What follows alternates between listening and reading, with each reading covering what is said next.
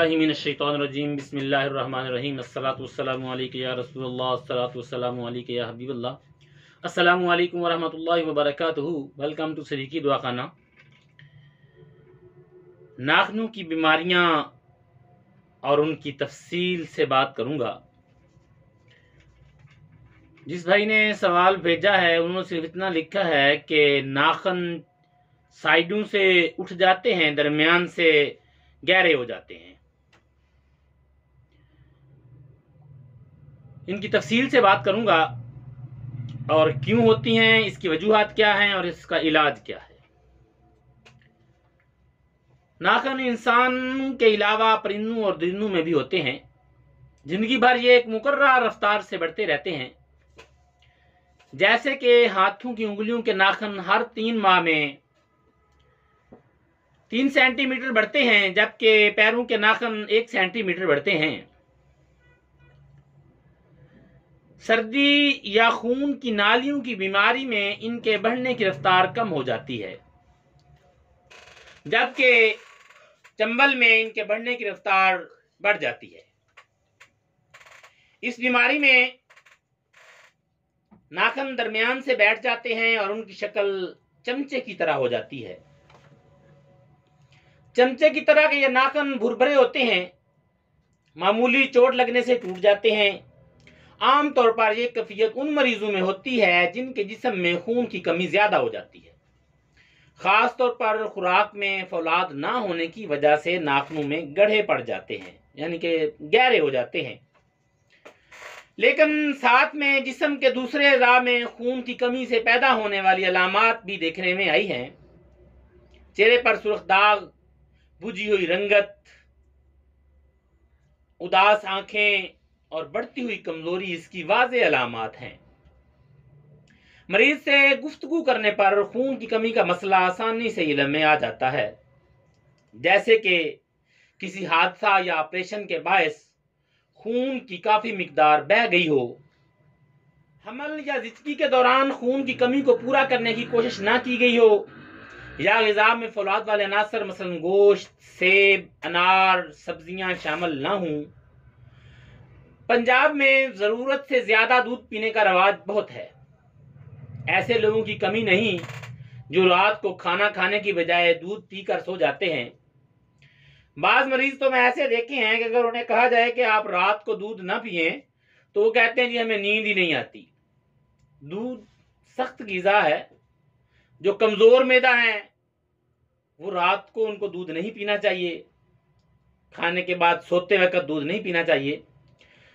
रात के खाने के बारे में नबी सल्लल्लाहु ताला अलैहि वसल्लम से 2 बड़े अहम तकीदी इरशादात मुयस्सर हैं। रात का खाना अमानत है। रात का खाना जरूर खाया करो, चाहे वो 2 खजूरें ही क्यों ना हों। रात का खाना तर्क कर देने से बुढ़ापा जल्दी आ जाता है, यानी कि कमजोरी हो जाती है। ये तकलीफ नाखूनों को बार बार चोट लगने से भी हो सकती है, यानी कि नाखूनों की जो चिपटी सी शक्ल हो जाती है चमची नुमा, ये बार बार अगर नाखून को चोट लगे फिर भी हो जाती है। जैसा कि पैरों से बार बार ठुड्डे मारना, फुटबॉल वगैरह खेलना, या हाथों पर ऐसी मशीन का दबाव जिनमें इर्ताश और लहरें ज्यादा होती हैं। खवातीन में नाखूनों को रंगना फैशन ही नहीं बल्कि रोजमर्रा की जरूरत बन गया है। कोई भी औरत नाखून रंगे बगैर घर से निकलने पर तैयार नहीं होती। रंग को जाज़ब नजर बनाने के लिए नाखून को लंबा करना भी जरूरत बन गया है। नाखून के बढ़ने के नुकसानात में बाद में जिक्र करूंगा, लेकिन इस पर ऐसे प्लास्टिक रोगन लगाना जिनसे इनमें हवा की आमदोरफ्त बंद हो जाए तंदुरुस्ती के खिलाफ है। पहला रोगन कोई भी किया, नेल पॉलिश या कोई भी, उसके बाद उसको उतारने के लिए जो मुहल्लल या महलूल जिसे हम रिमूवर कहते हैं इस्तेमाल किया जाता है, वो नाखूनों की चमक को भी उड़ा देता है। अक्सर देखा गया है कि बार बार के रोगन और फिर रोगन को उतारने वाले केमिकल लगाने से नाखूनों में गड्ढे पड़ जाते हैं या वो चमचा की मानद हो जाते हैं। सामान की रेहड़ियां धकेलने वालों के नाखून भी अक्सर ज्यादा बैठ जाते हैं। इसके इलाज के लिए सबसे पहले मरीज का पेशा तब्दील किया जाना चाहिए। इसकी आम जिस्मानी कमजोरी का इलाज किया जाए। तिब्बे नबवी में इन तमाम मसाइल का एक आसान सा हल खजूरें हैं, जो 6 से 7 खजूरें दूध में शाम को भिगोकर सुबह निहार मुंह खाई जाएं। काफी दिन इसके इस्तेमाल से बेहतरी आ सकती है। ऊंचलाइसिस एक ऐसी कैफियत है जिसमें नाखून ऊपर को उठ जाता है। इसकी ज्यादातर वजह चोट होती है। जिल्द को नरम करने वाली अदविया अगर नाखूनों पर लगती रहे तो ये कैफियत हो सकती है। हाथ या पैर ज्यादा देर तक पानी या साबुन में तेल में डूबे रहें। नेल पॉलिश का मुसलसल और तवील इस्तेमाल अग्जीमा, नाखूनों की दाद, चंबल, इन चीजों को पैदा कर सकते हैं। जबकि जिस्मानी बीमारियों में गदा वर्किया की खराबियां, खून की कमी या नालियों में जुज़वी बंदश, कसरत से पसीना आने से नाखून साथ ही में जर्द हो जाते हैं। जिनके हाथ अक्सर गीले रहते हैं, खास तौर पर अल्कली नोयत के कीमियाई मुरक्कबात, खून और लम्हियात की वजह से नाखून भुरभुरे होकर जल्द टूटने लगते हैं। उंगलियों का मोटा हो जाना, क्लबिंग में नाखून चौड़े हो जाते हैं। ये कैफियत फेफड़ों की बीमारियों, दिल की वो बीमारियां जिनमें खून की सफाई मुतासर होती है, जिगर की खराबियां और उसका सुकड़ जाना भी आंत में जख्म, खून की कमी और गदा वर्किया की बीमारियों में होते हैं। नाखूनों पर लंबाई के रुख लकीरों का पड़ना बीमारी नहीं, अलबत्ता चौड़ाई के रुख जो लकीरें पड़ती हैं, चौड़ाई के रुख पड़ने वाली लकीरें अग्जीमा, चंबल, जोड़ों की दर्दों में पड़ सकती हैं।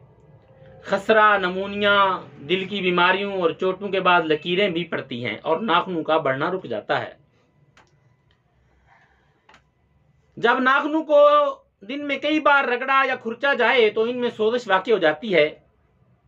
घर का काम करने वाली खवातीन में सफाई के सफूफ, बर्तन धोने के मिसाले और दूसरे केमिकल्स नाखूनों और गोश्त के संगम पर खराश और जलन पैदा करके जरासीम के दाखिले का रास्ता फराहम कर देते हैं। चूंकि नाखून और गोश्त आपस में बड़े गहरे पवस्त होते हैं, इसलिए इनमें सोजिश हो जाने पर कोई दवाई भी अंदर नहीं जा सकती, इसलिए सोजिश बढ़ती चली जाती है। इनमें दर्द ज्यादा होता है और अक्सर पीप बढ़ती जाती है और अक्सर पीप पड़ जाती है। इसलिए मरीजों को मुंह के रास्ता जरासीम को शदविया बीमारी की शिद्दत के मुताबिक देना जरूरी हो जाता है। हाथों के अंगूठे के इतराफ में रोजमर्रा के काम काज के दौरान मैल और मट्टी जखीरा हो जाते हैं। नाखून काटते वक्त अगर फांस अंदर रह जाए या ज्यादा गहरा काट दिया जाए तो सोजिश हो जाती है। एक साहब को दाएं हाथ के अंगूठे में बार बार इसी किस्म की सोजिश होती रहती थी।